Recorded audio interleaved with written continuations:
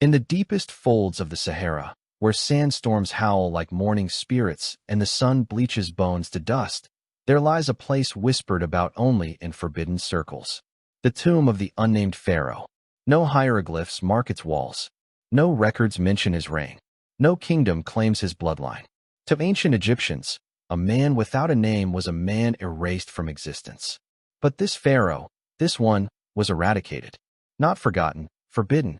Archaeologist Dr. Lyria Kasim had spent 12 years hunting lost dynasties, but the parchment delivered to her hotel in Cairo was unlike anything she had ever seen.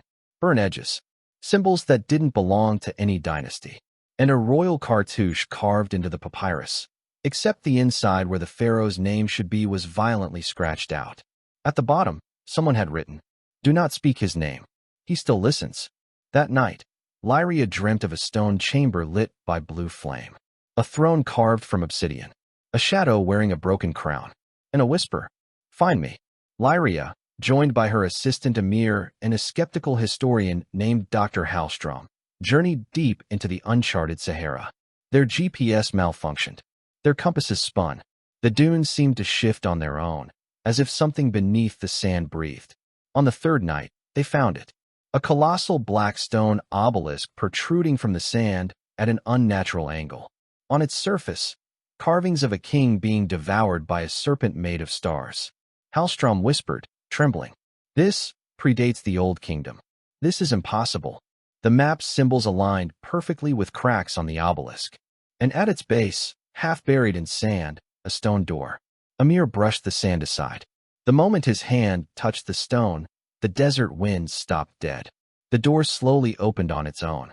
The air inside was cold enough to frost their breath. The walls were covered not in hieroglyphs, but in spirals, jagged symbols, and depictions of stars swallowing the sun. Deep within the tomb lay a sarcophagus, carved from black granite, pulsing faintly like a heartbeat. Lyria whispered, almost hypnotized, "The unnamed one." Amir stepped closer. The lid shifted. Just barely, but it moved. Suddenly, a gust of sand burst through the chamber, and the torches blew out. In the darkness, they heard a low, dragging breath. Not human, not animal. Something old was waking. Hallstrom discovered a mural hidden behind a crumbling pillar.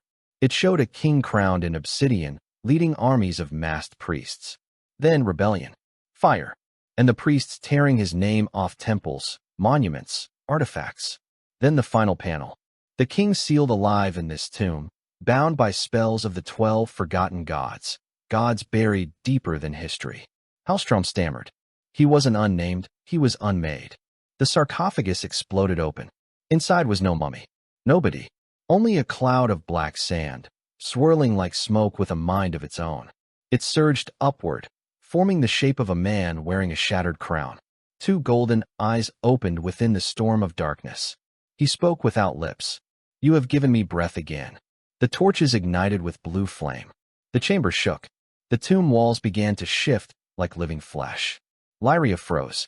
The map, the dreams, the whisper. He had called her. The shadow turned toward her. "Speak my name," he commanded. "Let me exist again." If a pharaoh's name is spoken, his soul lives eternally. Lyria realized the truth.